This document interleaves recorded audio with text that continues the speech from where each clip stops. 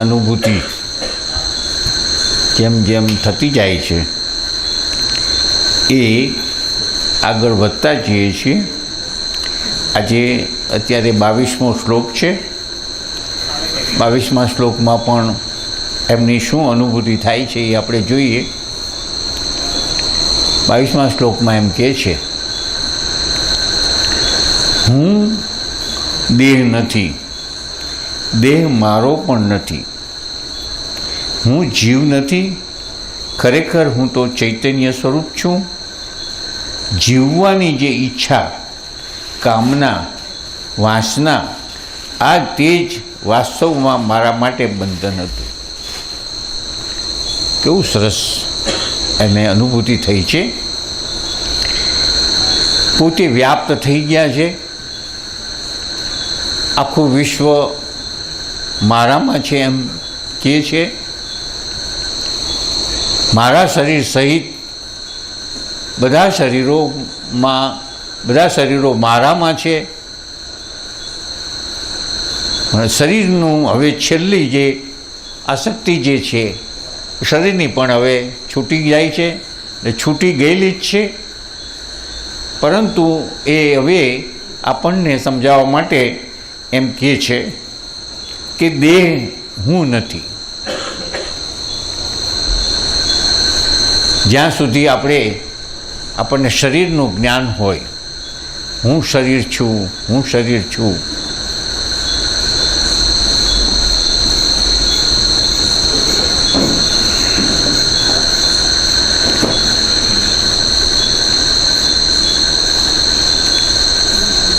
એ શરીરનું આપણને જે જ્ઞાન છે એ જ બંધન છે. શરીરનું જ્યાં સુધી આપણને અભિમાન છે ત્યાં સુધી આપણે હજી એ સ્થિતિમાં જ રહીશું. શરૂઆતથી જ દેહનું અભિમાન છોડવાની વાત અષ્ટાવક્રજીએ પહેલું જ કીધું છે. તો પાણી નથી, જળ નથી, આકાશ નથી, વાયુ નથી, પૃથ્વી નથી, આ કંઈ જ નથી.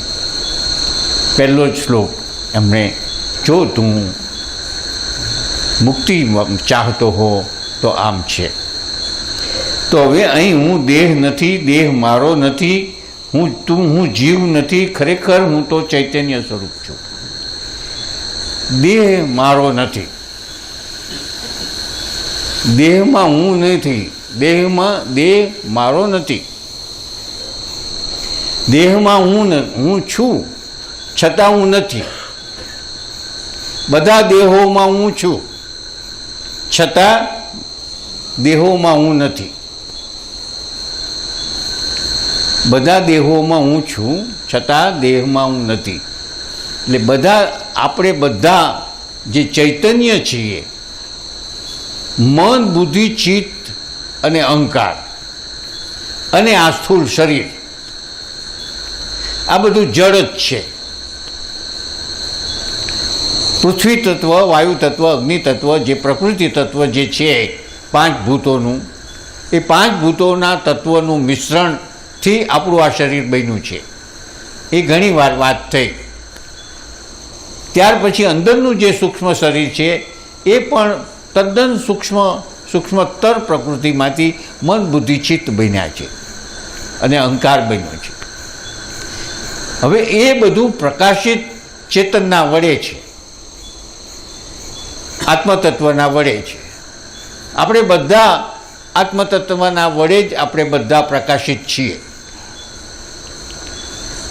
અને એ આત્મતત્વ જે પ્રકાશી રહ્યો છે એ અનંત છે, મહાસાગર સમો છે, એની અંદર આપણે છીએ. તો જનક રાજાની જે અત્યારે સ્થિતિ થઈ છે એ સ્થિતિ હવે વ્યાપ્ત થઈ ગઈ છે, અનંત થઈ ગઈ છે. જે આખા બ્રહ્માંડમાં વ્યાપ્ત છે એવી સ્થિતિ થઈ ગઈ છે. જે બધું એક જ છે એવી સ્થિતિ થઈ ગઈ છે. હવે એની અંદર પોતે પોતાના દેહથી પર થઈ ગયા છે. કારણ કે હવે માત્ર પોતાનો જ દેહની ખ્યાલ હવે જતો રહ્યો છે અને હવે પોતે વિશાળ થઈ ગયા છે, વ્યાપ્ત થઈ ગયા છે. એટલે એમ કહે છે કે જે પૂર્વે મારી અજ્ઞાન દશાની અંદર જે દેહ મારો ગણાતો હતો એ આજે મારી આ સ્થિતિને કારણે હવે આ દેહ મારો નથી, મારાપણું તો રહ્યું જ નથી. હવે બધા દેહો મારામાં છે, કારણ કે આખો હું વ્યાપ્ત છું, એની અંદર બ્રહ્માંડ છે, એની અંદર વિશ્વ છે. દેહ મારો નથી, દેહ હું નથી, હું જીવ પણ નથી. જીવ એટલે આપણે જેને સૂક્ષ્મ શરીર કહીએ છીએ, મન બુદ્ધિ ચિત્તને અહંકાર જે છે એને જીવ પણ કહેવાય છે, એને સૂક્ષ્મ શરીર પણ કહેવાય છે, એને લિંગ શરીર પણ કહેવાય છે. આ પણ આપણે વાત થઈ કે આ પણ પ્રકાશિત છે ચેતનના વડે, એટલે એ પણ મારામાં છે, મારા વડે પ્રકાશિત છે.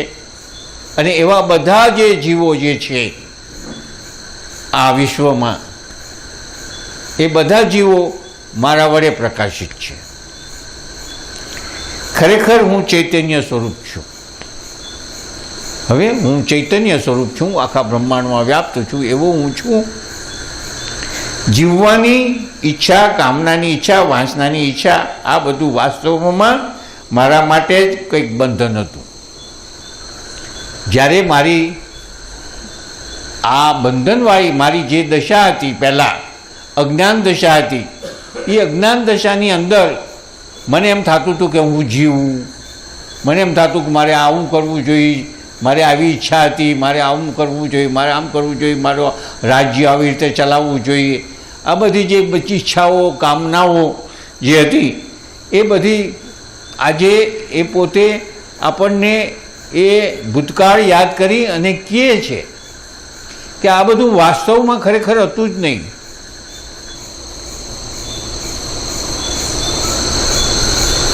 ખરેખર રીતે આપણે જોઈએ તો આ એક આપણું સૂર્ય કુટુંબની એક કલ્પના કરીએ અને હું શું છું એ એક આપણે વિચારીએ કે હું પરમ ચૈતન્ય બ્રહ્મ સ્વરૂપ વ્યાપ્ત જે છે એ આખા બ્રહ્માંડમાં છું, આખા બ્રહ્માંડમાં વ્યાપ્ત છું, સચ્ચિત આનંદ સ્વરૂપ છું. હવે એની અંદર આવા મારા વ્યાપ્ત રૂપી આવા ચૈતન્ય મહાસાગરમાં આવું બધું ફીણ થાય, પરપોટા થાય, આ મોજું થાય, આ બધું થાય અને બંધ થઈ જાય અને પાછું લય થઈ જાય, એવી કંઈક બધું બન્યા કરે મારામાં, તો એની સાથે મને કંઈ સંબંધ નથી.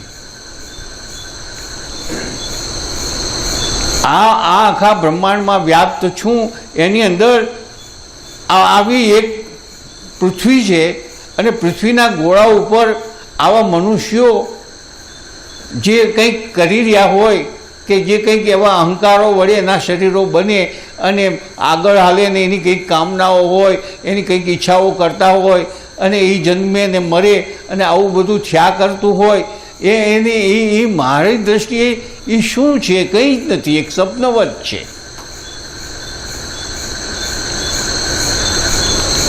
એક મોટો ભેંસનો પોદળો પડ્યો હોય,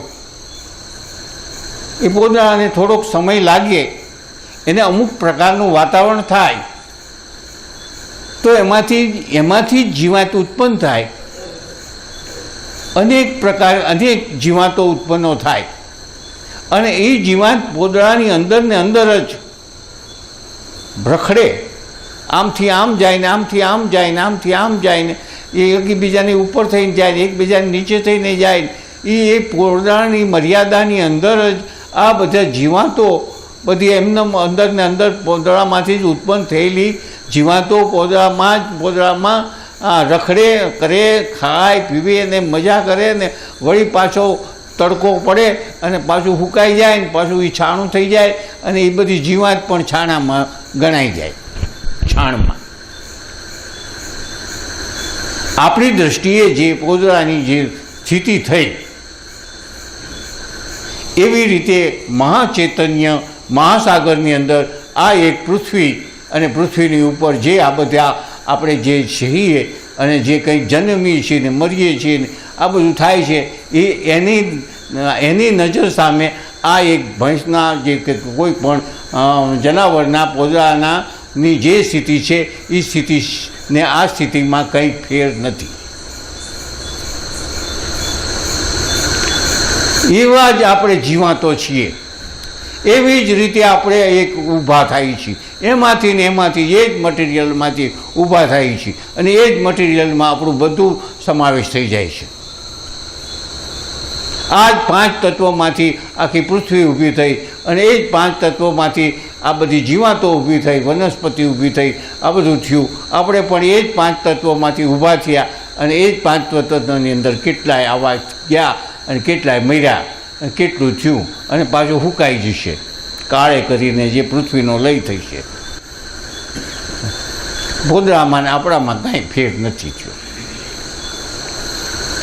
આ સ્થિતિ જનક રાજાને દેખાય છે. આ સ્થિતિ જનક રાજા અત્યારે અનુભવે છે. એટલે એમ કહે છે કે વાંસના આ તેમ જેમ માનો કે અંદર પોતાની અંદર એકબીજા જીવડાઓ ફરતા હોય, એની અંદર જે કંઈક એની વાંસનાઓ હોય એ ઉપરથી જોવાવાળાને શું છે?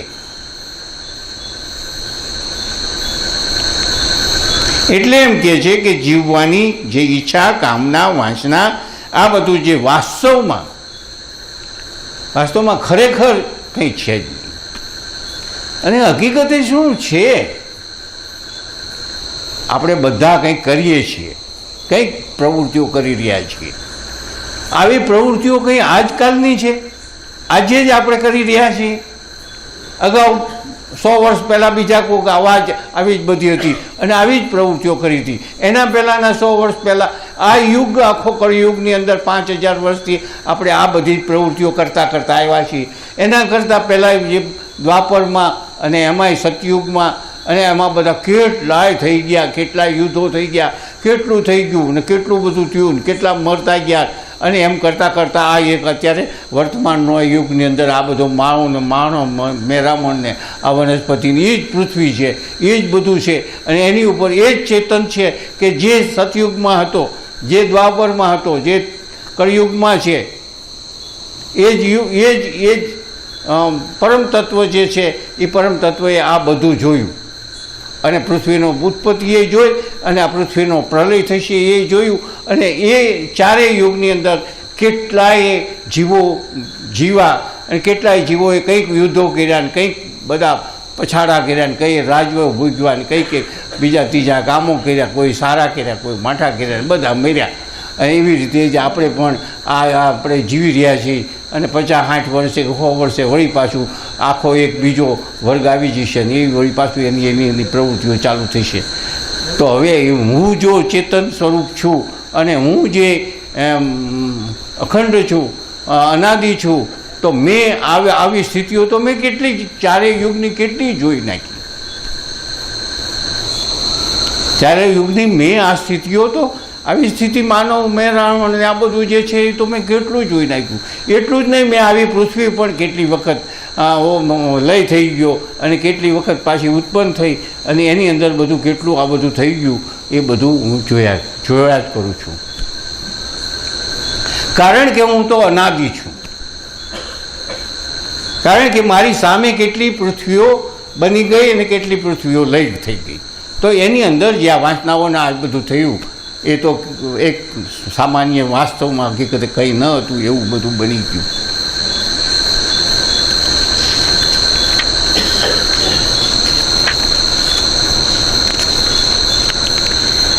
અહો અનંત સાગર રૂપ મારામાં ચિત્તરૂપી વાયુ ઉઠે અને વિચિત્ર જગતથી તરંગો ઓચિંતાના અચાનક ઉત્પન્ન થાય છે.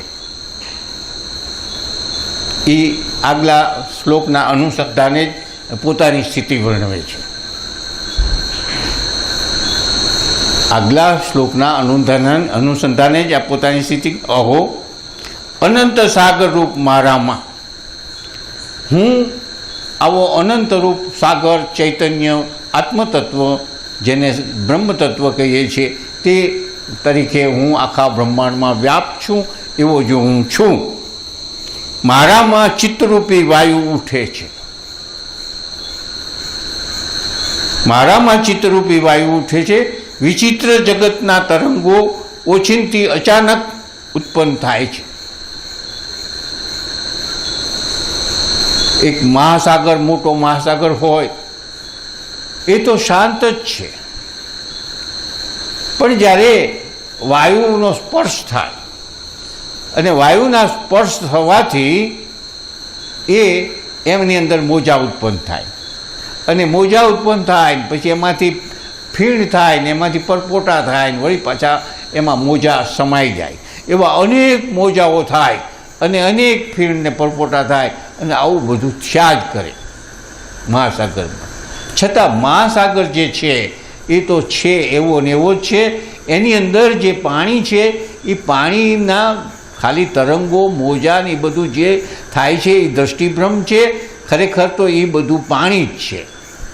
એને જે જુદું જુદું ગણીએ છીએ એ સમુદ્રથી એને જે જુદું ગણવામાં આવે છે એવું જુદું નથી, એ ખરેખર પાણી જ છે એમ આપણે અનુભવીએ છીએ. એમ આપણે સમુદ્રના કાંઠે જઈ અને આપણે બેઠા હોઈએ અને એ મોજા એક પછી આવતા હોય તો પણ આપણે આ સમુદ્ર જ છે એમ જ આપણે કહીએ. એવી જ રીતે અહીં ચેતનરૂપી આ મહાસાગર, ચેતનરૂપી આ મહાસાગરની અંદર ચિત્તરૂપી મોજાઓ ઉત્પન્ન થાય છે,